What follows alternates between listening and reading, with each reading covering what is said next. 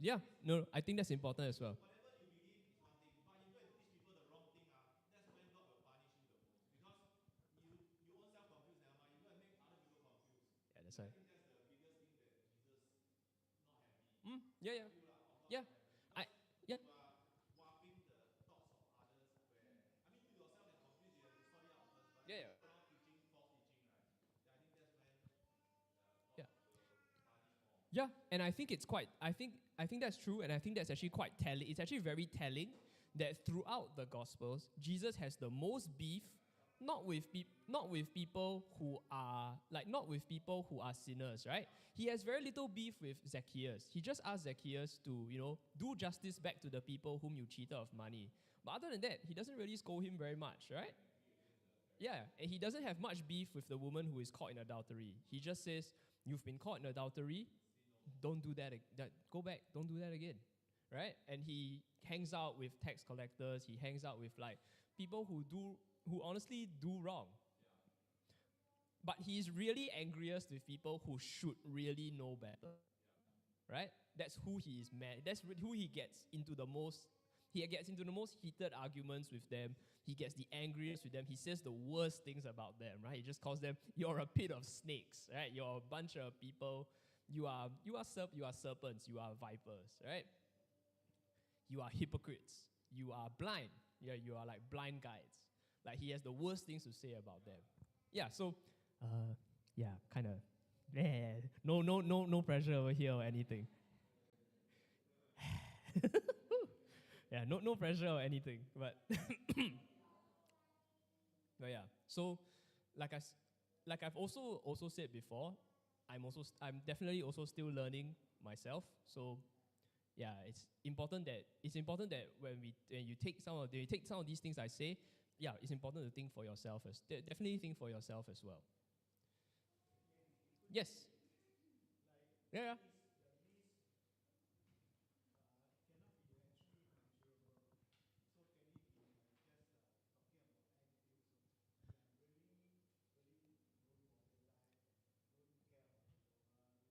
Yeah. I think that's a great point as well. How do you know which of these laws is the least important, right? Like, can you know that? And I would say that considering that the debates on which things are most important and which things have the most penalty have been going on for like over 3,000 years, clearly the answer is not as obvious as it looks, right? And I think Jesus would know that. And I'm pretty sure that the people sitting there in the audience probably knew that too. That it really wasn't the answer to that question of what really is the least. It's not that obvious. And so, in truth, yeah, you're not wrong. In truth, it's really about your attitude towards the law. Do you think it's important or don't you? Right?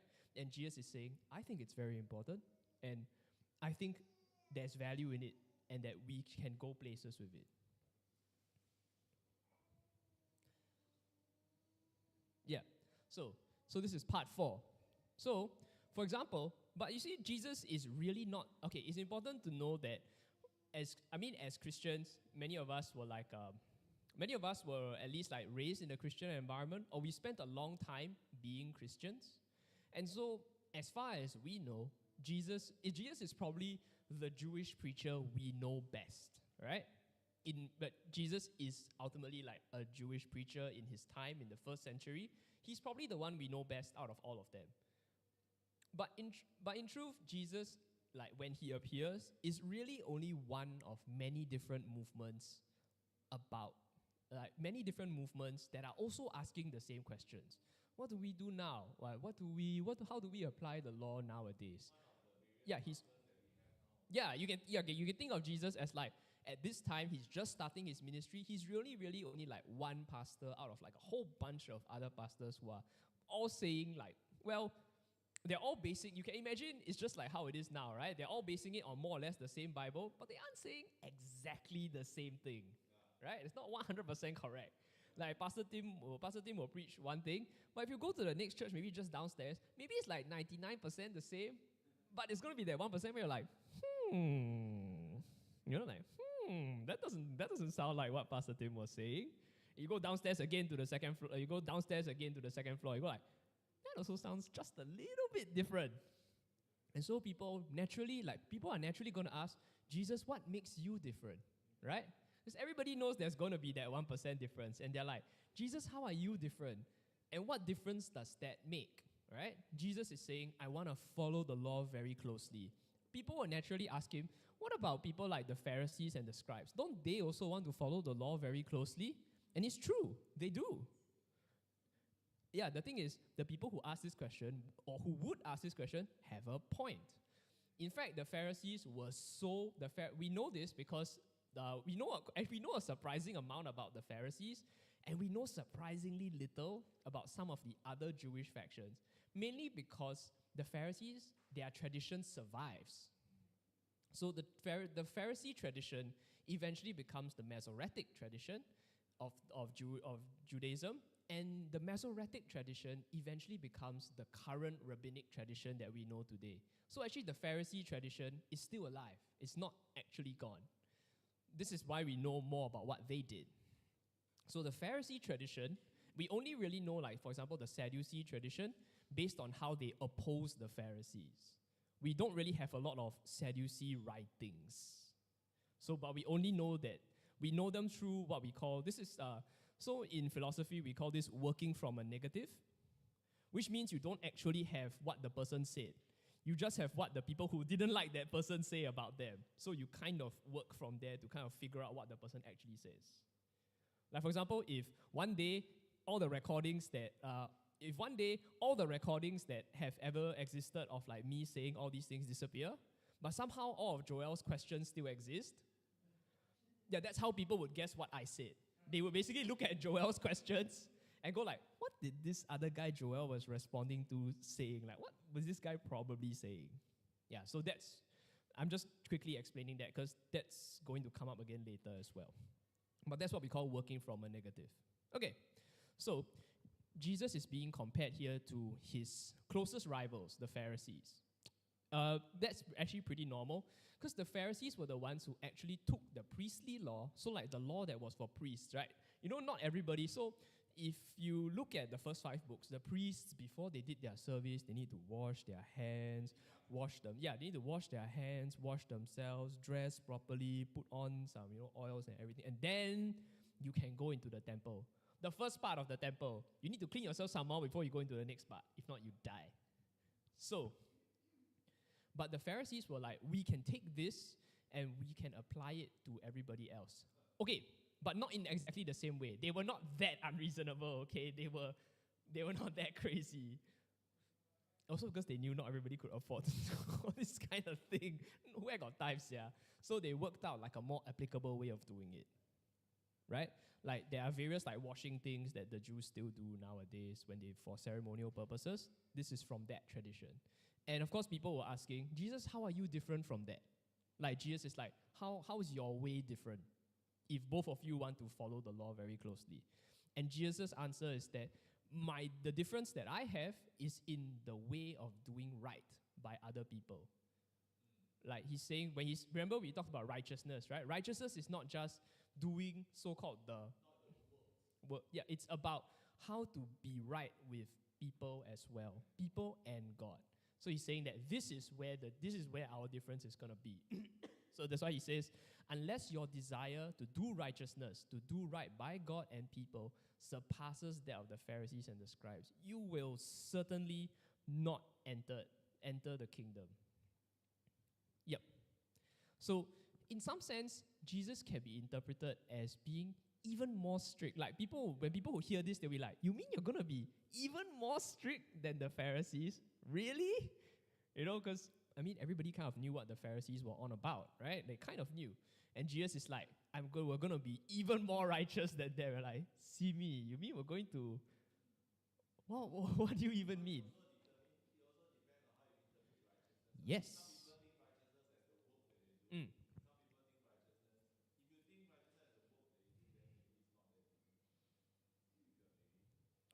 One will only think so, but...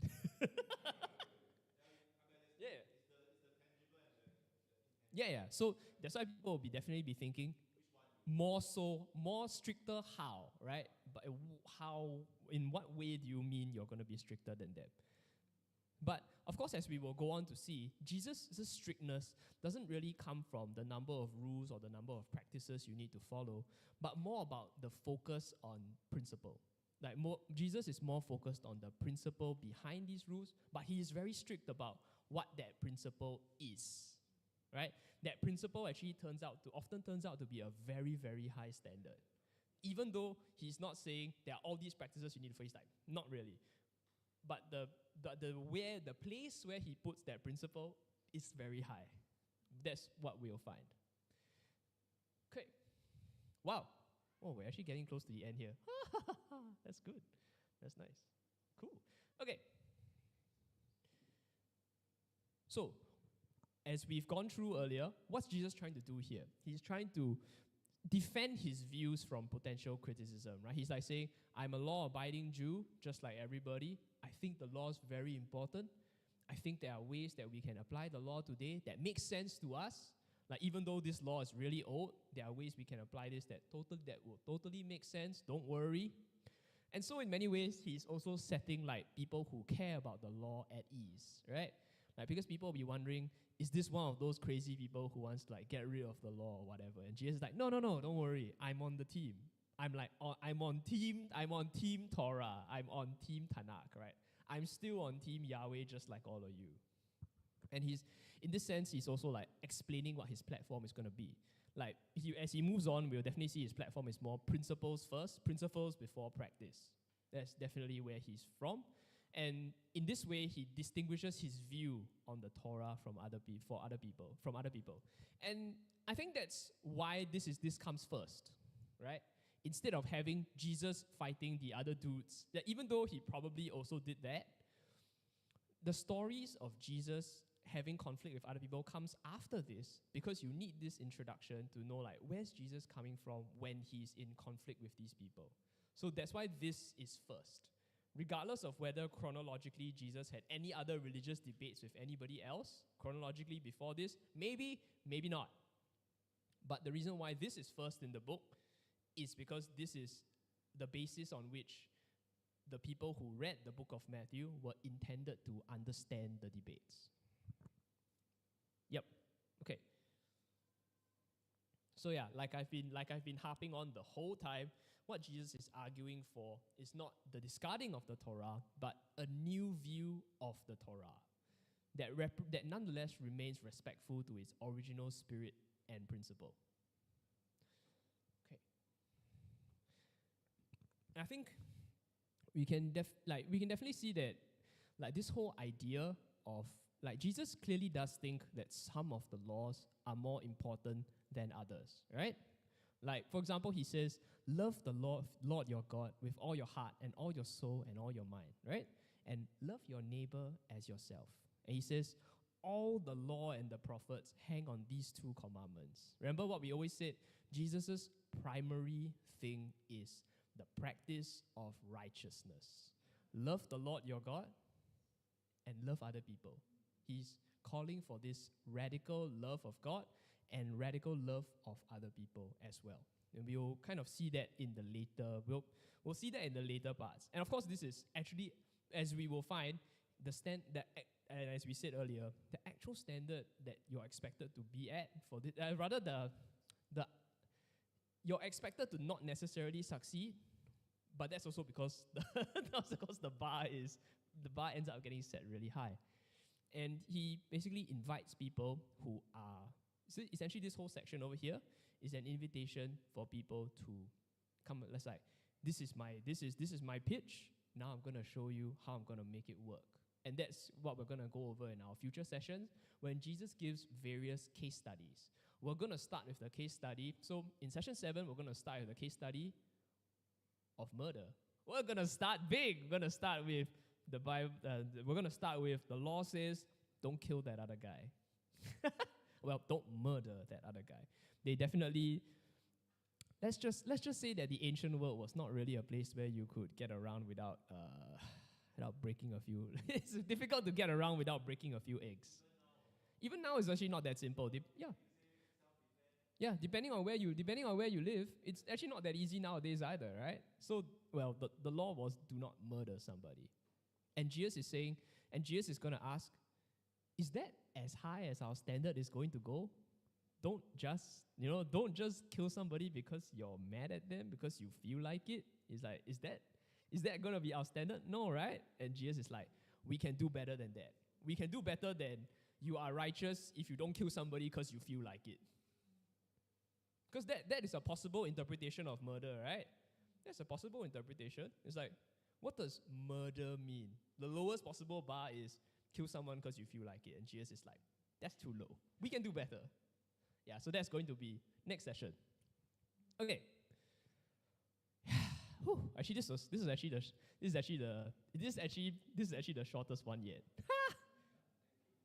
Somehow. Okay, thank you all for listening. Now we're going to have a short quiz. It's going to be shorter than the rest, because honestly, this session was shorter than all the rest. Oh, yeah. Yeah, now it's time for a quiz.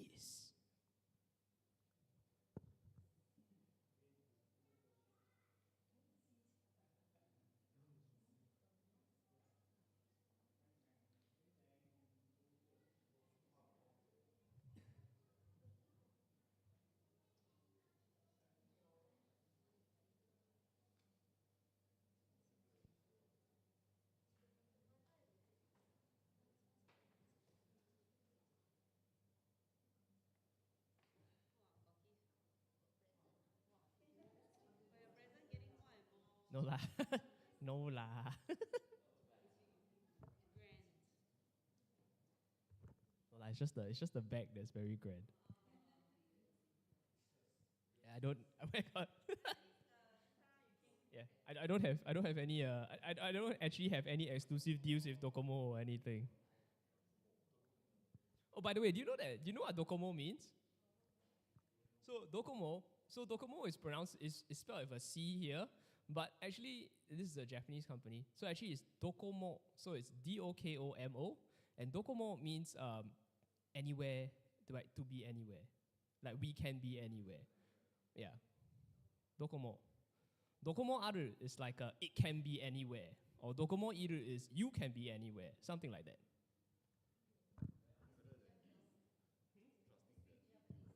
Yes.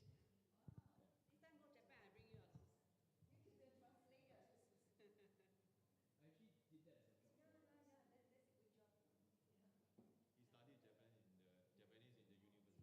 么？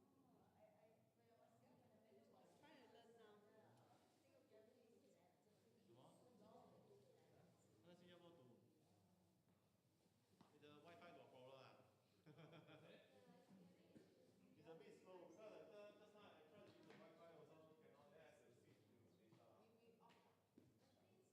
Wait, let's see. I think somebody go and touch the router. See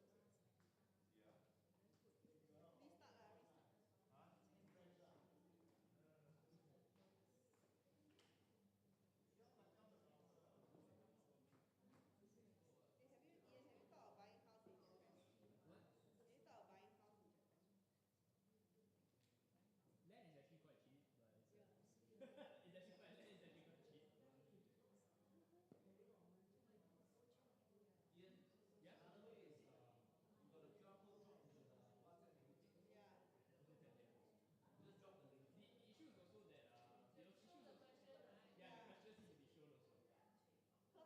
Land is actually quite cheap, but it's actually quite cheap. Yeah. You got a QR code drop into the WhatsApp meeting. Okay, just drop the link. The issue is also that the issues also, yeah, the questions need to be shown also. Yeah, yeah. I was thinking of that. I was just like, wait, hang on. That's a different. Then we run into a different technical issue.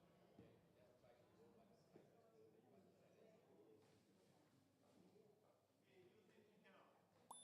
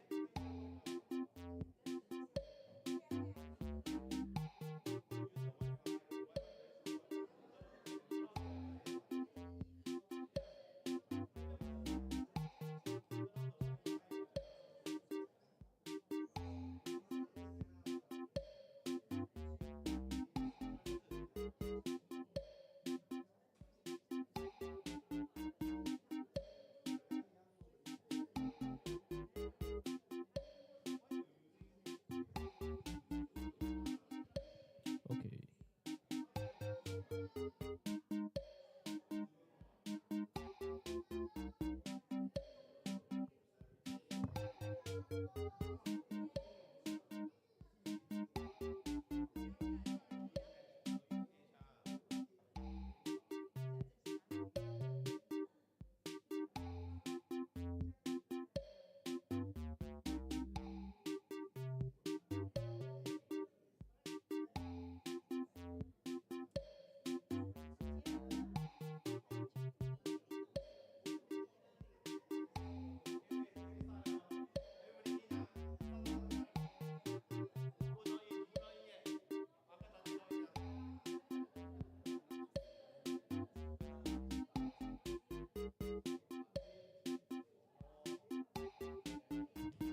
Okay.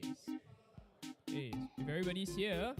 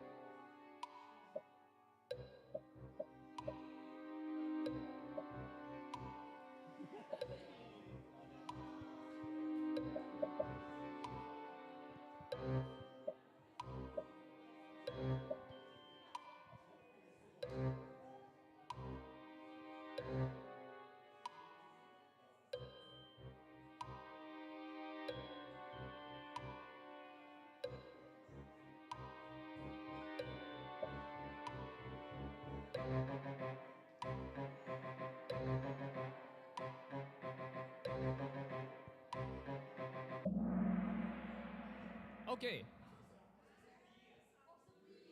Yeah, yeah. Okay. Okay. Sorry. Uh.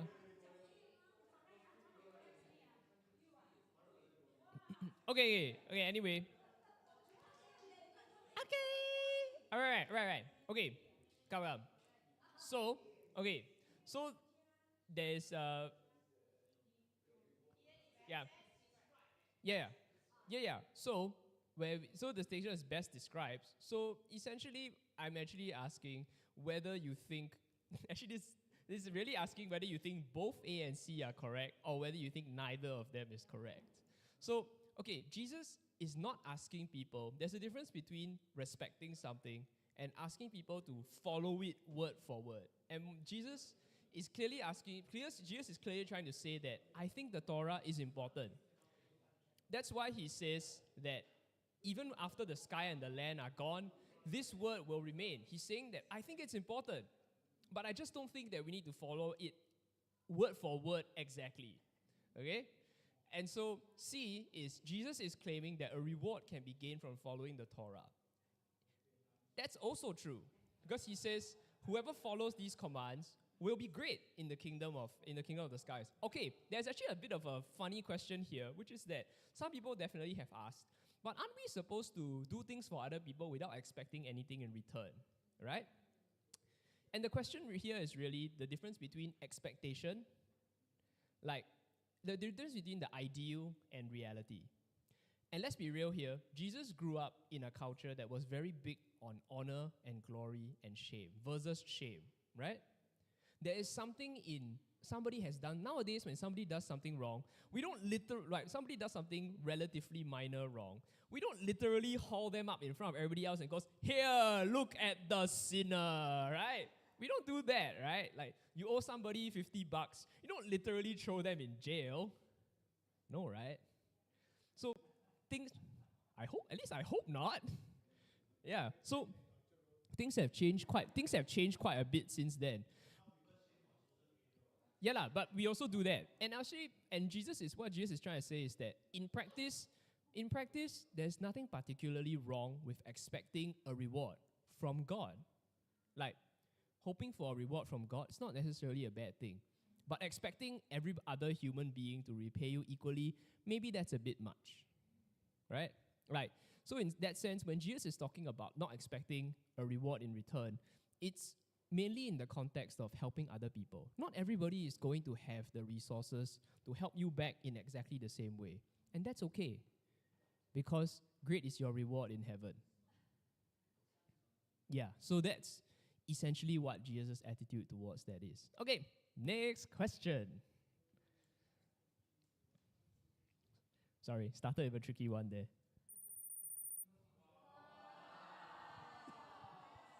Clearly did not trick Esther at all, though. Yeah, sorry. Clearly wasn't.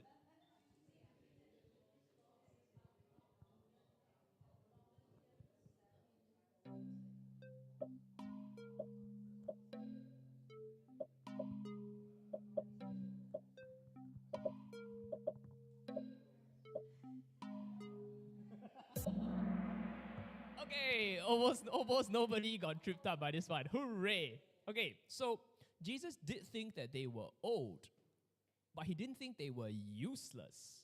If he thought they were useless, he wouldn't need to quote them all that much, right? Just think about this. Even when you're quoting other people to disagree with them, you don't think they are useless, right? If they were useless, why do you even need to quote them for? They are at least useful as a negative example, at the very least. You're at least doing them that much respect, right? That it's something worth arguing about. Yeah, so that's kind of Jesus' attitude here. Like, even in the cases where he seems to disagree the most, he at least thinks it was an important starting point. Okay, moving on.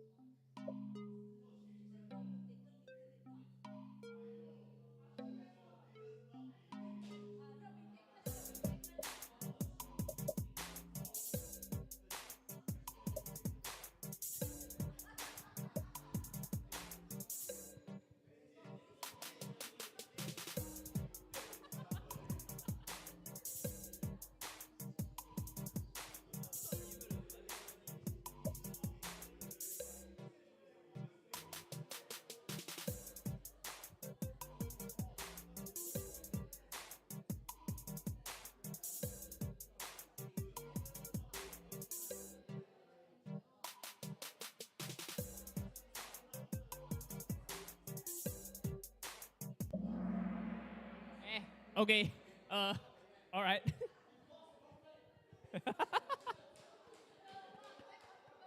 Okay, I'm sorry to say that this is a very standard. I'm pretty sure everybody who's been a lecturer in their lives know that this is a standard trick question type, which is ask a very obvious question and then invert the logic. Yeah.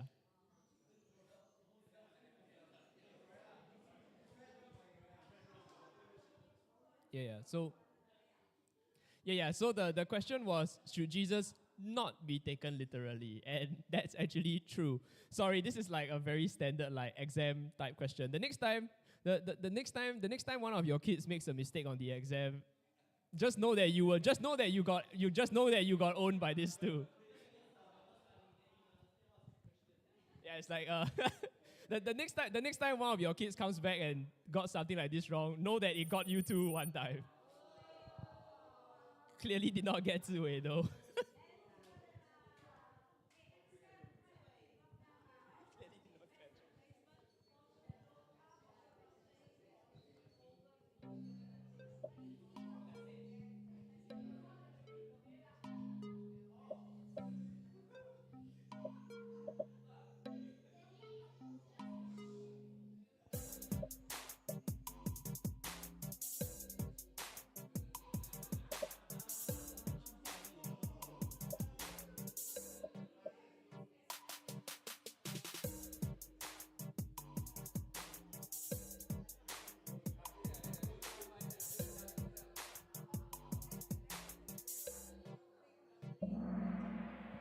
Okay, basically nobody got tripped up by this. Anyway, I must admit that there is a I actually did talk about this last session.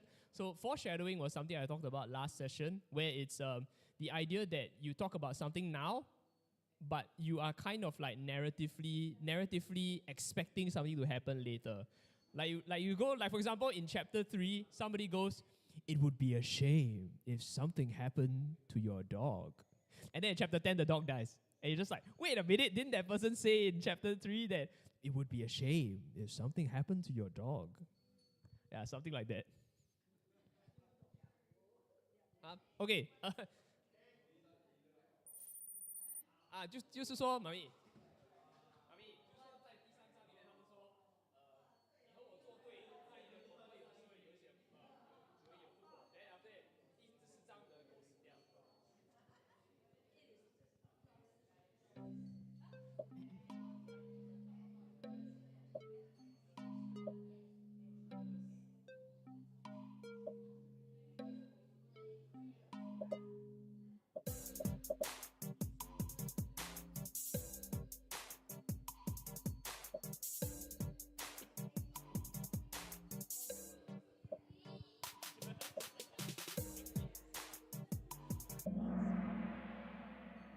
Okay. Okay, so yeah. So like we ended up discussing earlier, this is really a question of what you mean by stricter. So Jesus is saying that our righteousness needs to surpass the Pharisees. So it actually is quite reasonable for people to think that Jesus intends to be stricter. But at the same time, Jesus is intending to be stricter in a way that people are not exactly expecting, and he's going to go on to talk about that. Okay, next.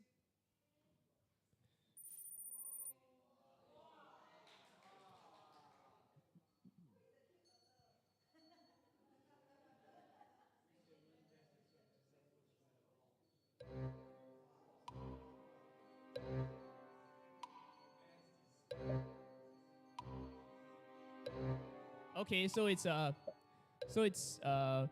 red is Jesus wants to be faithful to the spirit of the Torah, if not the law. And then blue, A, is Jesus wants to update legal practices from 1,000 years ago. And yellow, B, is laws should be based on love for one another as equals in creation. And then D is A, B, and C are all correct.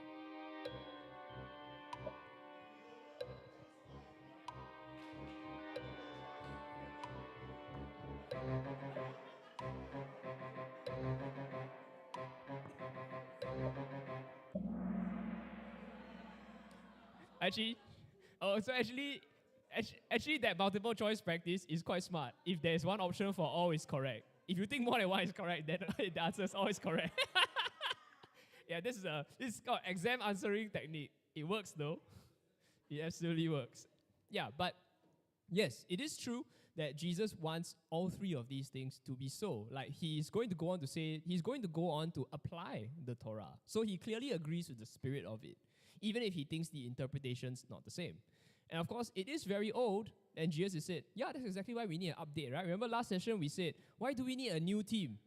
Why do we need a new soccer team? Because the old soccer team cui what, need to go and get new players in the transfer season lah. So he intends to follow the spirit of the Torah. So when you talk about principle, yeah. So in the process, because the Torah is as much like origin story as it is like legal code, or at least like the foundation of a legal code. The whole point of trying to follow the spirit of the Torah is because you want to update our law adherence. There was a way of following the law 1,000 years ago, and Jesus is saying that we need a new way of doing it now. It's not to say we are throwing everything out, but we're taking what we had and we're doing something new with it. And so, yellow is the law should be based on love for one another. And yeah, that's exactly what it is, right? Jesus is saying, what's the basis of righteousness? The basis of righteousness is love, is grace, right? It's that kind of like giving other people grace and giving other people charity, even when you don't necessarily think they deserve it, right? When we say, give thanks to the Lord our God and King, his chesed endures forever. It's that kind of generous love, that kind of generous charity for people is the basis of righteousness. Yeah. Okay, one last question, I think.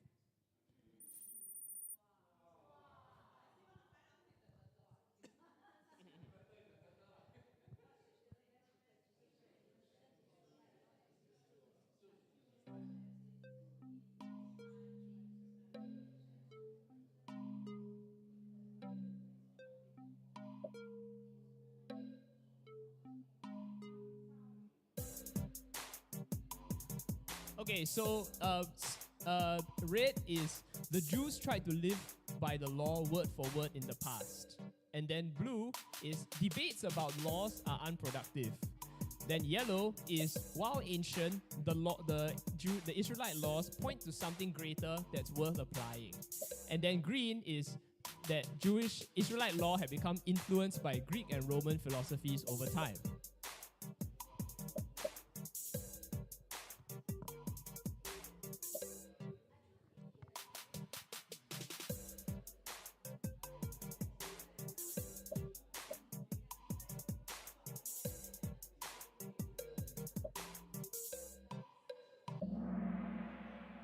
Okay,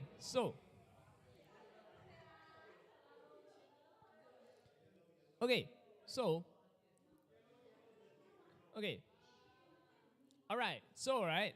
Okay, I'll just explain a little bit. Okay, some more? Okay, I'll just explain a little bit here, which is that, so red is incorrect because Jesus' whole point. Excuse me. Yeah, excuse me. Yeah. So, okay, yeah. So red is technically incorrect because, as we covered in last session, Jesus didn't believe that they had followed the covenant correctly at all. So clearly they didn't follow it very much, you know? Jesus is like, no, you clearly didn't do that. So blue, I think everybody knows blue is not correct, because if Jesus thought that debates about law were unproductive, he wouldn't be talking about this at all. Yeah. And of course, A or green is also in itself incorrect, because this is not necessarily untrue, right? Like, concepts of how to apply Jewish law had indeed changed based on other philosophies around there. But considering how Christianity eventually ends up developing, I don't think everybody thought this was a problem. And that's definitely not what Jesus is saying in his introduction. It may have been true, but it wasn't necessarily an issue. So yeah. So the best correct answer is actually B, or yellow. All right, let's see what the results are. Woo!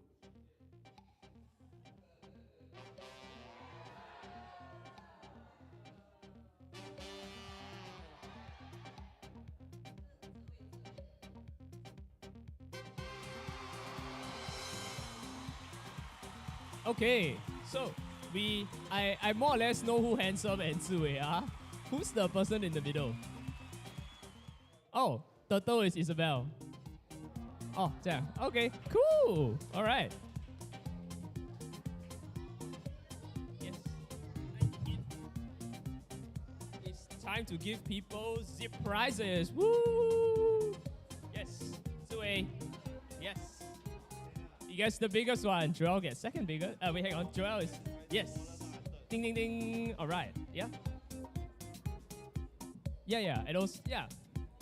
And also thanks to our dear sister for so actually these prizes are not technically from me. They were sponsored by a dear sister of ours, actually Auntie Christine. So yeah, thanks to her very much for thanks very much for providing. Thanks.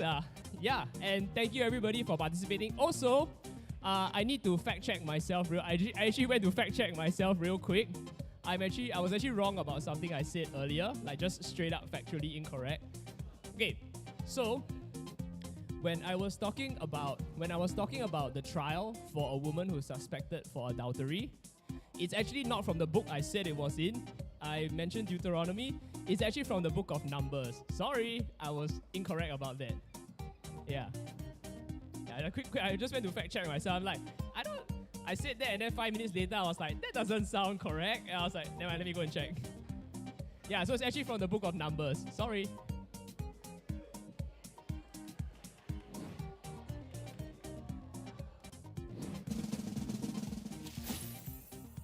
Okay, so our next session is going to be in April. The exact date I need to go and check.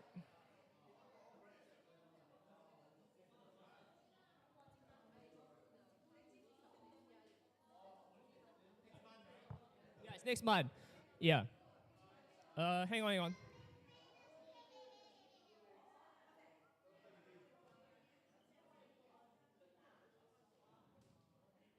Okay, give me a moment just to check that.